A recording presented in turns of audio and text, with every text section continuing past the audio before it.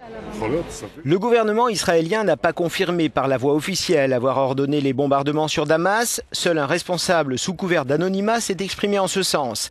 Mais la nature de cette opération, de même que celle similaire menée vendredi, ne fait aucun doute. Le ministre israélien du Tourisme le dit d'ailleurs entre les lignes.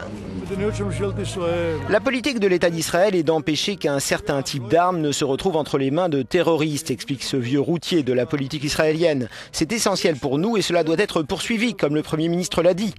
La Syrie a démenti tout transit d'armes sur son sol vers le Hezbollah et elle a dénoncé une agression.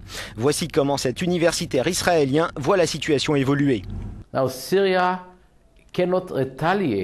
Syrie ne peut pas mener de représailles sans l'approbation de l'Iran et aussi du Hezbollah, estime-t-il. Seul l'Iran peut donner le feu vert car ce pays est à l'origine de l'envoi d'armement. Et je ne pense pas que l'Iran ait envie de déclencher une guerre. Aussi, elle va probablement continuer à dénoncer les activités israéliennes sans pour autant agir.